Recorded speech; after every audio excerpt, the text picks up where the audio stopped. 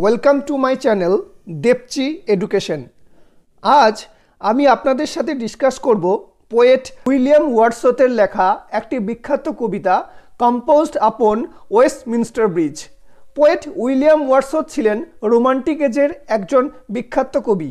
ওনার জন্ম হয়েছিল 7 এপ্রিল 1770-তে এবং মৃত্যু 23 এপ্রিল 1850-তে।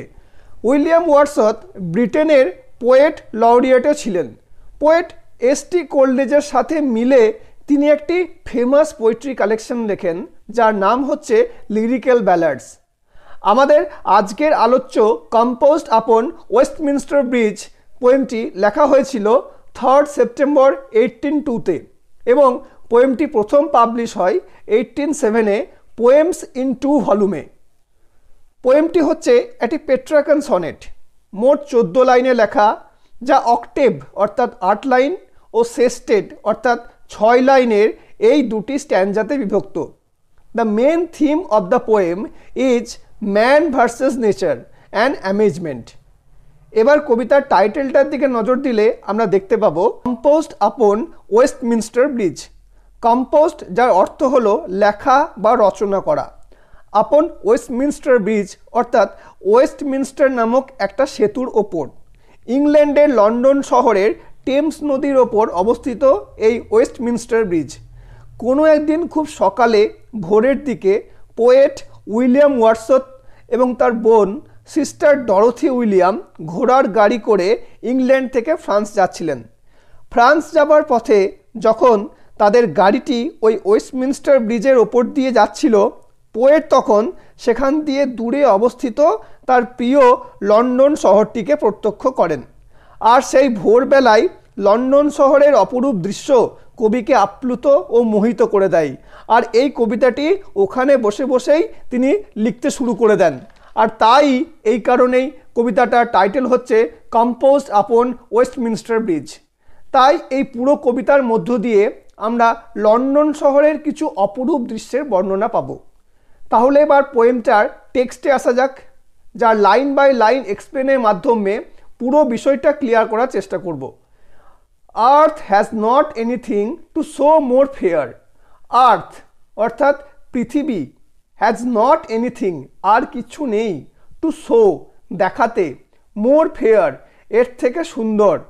এই পুরো লাইনটাই বলছেন যে পৃথিবীর এর থেকে সুন্দর দেখানোর মতো আর কিচ্ছু নেই।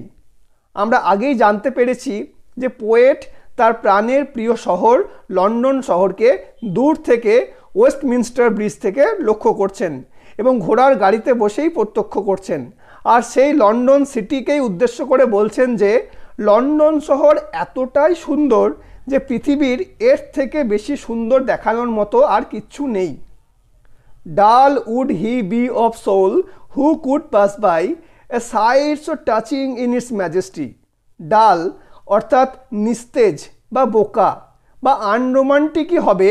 Would he be of soul তার হৃদয়ের, তার মনের দিক থেকে। হু কুড পাস বাই যে পাস কাটিয়ে না দেখেই চলে যাবে। A sight so touching in its majesty এইরকম একটা হৃদয়স্পর্শী অপরূপ দৃশ্য যা নিজের স্বমহিমায় এত সুন্দর একটা মনোরম দৃশ্য তৈরি করেছে। অর্থাৎ এখানে কবি বোঝাতে চেয়েছেন যে লন্ডনের এইরকম একটা হৃদয়স্পর্শী দৃশ্য যা নিজের ঐশ্বর্যে গৌরবে ফুটে উঠেছে সেই ভোরের সকালে। আর এই দৃশ্য যে না দেখে অবহেলা করে পাশ কাটিয়ে চলে যাবে, সে নিশ্চয় তার মনের দিক দিয়ে বা তার আত্মার দিক দিয়ে একজন নিস্তেজ বোকা অবুঝ প্রাণী ছাড়া আর কিছুই নয়। ম্যাজেস্টি কথার অর্থ হলো গ্লোরি, প্রাইড, গৌরব বা মহিমা। This city now doth like a garment. Doth শব্দটি একটা আর্কেইক ইংলিশ বা ওল্ড ইংলিশ, যা বর্তমানে এটাকে আমরা ডাস বলে থাকি। দিস সিটি এই শহরটি, এখানে একটা জিনিস লক্ষ্য করুন, সিটি শব্দের সি অক্ষরটি পোয়েট ক্যাপিটালে ইউজ করেছেন। কেন করেছেন?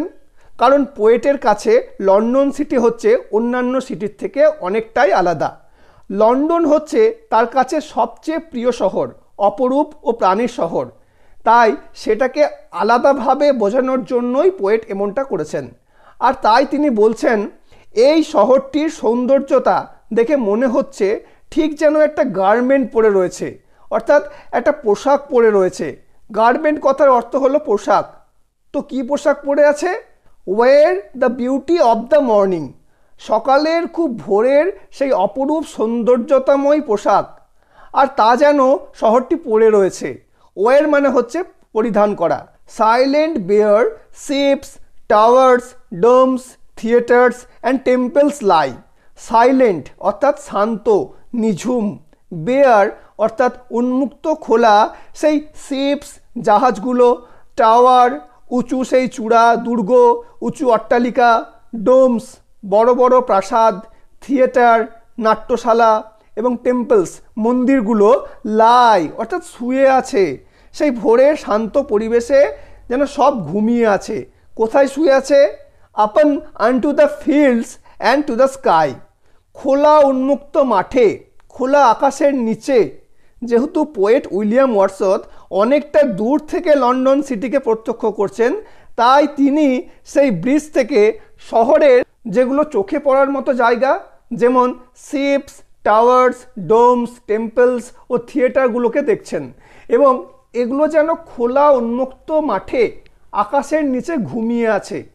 আর সেগুলো তার কাছে অনেকটা শান্ত বলে মনে হয়েছে, কারণ তখনও ব্যস্ততম দিনের শুরু হয়নি।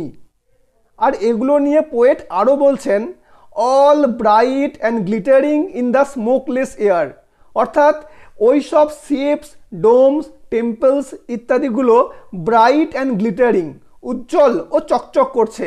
কোথায়? না ইন দ্য স্মোকলেস এয়ার, অর্থাৎ ধোঁয়াহীন বাতাসের মধ্যে। গ্লিটারিং কথার অর্থ হচ্ছে চকচক করা। ভোরের আকাশে যেহেতু তখন যানবাহন বা কলকারখানার ধোঁয়া পরিবেশকে দূষিত করতে পারেনি, তাই সব কিছুই যেন কবির চোখে উজ্জ্বল ও চকচক করছে সেই ধোঁয়াহীন স্নিগ্ধ মনোরম বাতাসে। Never did sun more beautifully steep in his first splendour valley rock on hill. Never did sun, সূর্য আগে কখনো করেনি, মোর বিউটিফুলি স্টিপ, এর থেকে সৌন্দর্যময় কিরণ বা আলোকিত করতে। In his first splendour valley rock on hill, তার প্রথম আলোকিত করা সেই ভ্যালি অর্থাৎ উপত্যকা, রক অর্থাৎ পাথর বা শিলা পাহাড়ের ওপর। অর্থাৎ ভোরের আকাশে সূর্যের যে প্রথম আলো সেটা আগে কখনো এইভাবে উপত্যকা শিলা বা পর্বতগুলিকে আলোকিত করেনি, এমন দ্যুতি ফেলেনি। পোয়েট লন্ডন শহরকে আগেও অনেকবার পর্যবেক্ষণ করেছেন, কিন্তু এইভাবে ওয়েস্টমিনস্টার ব্রিজ থেকে সূর্যের প্রথম আলো যা উপত্যকা শিলা বা পাহাড়গুলোকে শোভায়িত করেছিল তা কখনো আগে তিনি দেখেছেন বলে মনে হয় না। আর কবি পরের লাইনেও বলছেন যে never saw I never felt a calm so deep. Poet বলছেন যে আমি কখনো দেখিনি, কখনো অনুভব করিনি এমন শান্ত এত গভীর মনোরম দৃশ্য, এমন আকৃষ্টকর দৃশ্য যা কবিকে বারবার মুগ্ধ করে দিয়েছে। তিনি আর কি দেখছেন? না the river glideth at his own sweet will. River বলতে আমি আগেই বলেছি টেমসের কথা, আর গ্লিডেথ মানে হচ্ছে গ্লাইডস, যার অর্থ বয়ে চলেছে। তাই পোয়েট এটাই বলছেন যে সেই রিভার সেই টেমস নদী নিজের মধুর স্ব ইচ্ছায় বয়ে চলেছে। প্রকৃতির কবি উইলিয়াম ওয়ার্ডসওয়ার্থ এই পুরো কবিতা জুড়ে লন্ডন সিটির মধ্য দিয়ে প্রকৃতির যে অপরূপ দৃশ্য রূপ তা আস্বাদন করেছেন, এবং আমাদের সকল পাঠককেও এই কবিতা পাঠের মধ্য দিয়ে প্রকৃতির রূপকেও আস্বাদন করিয়েছেন।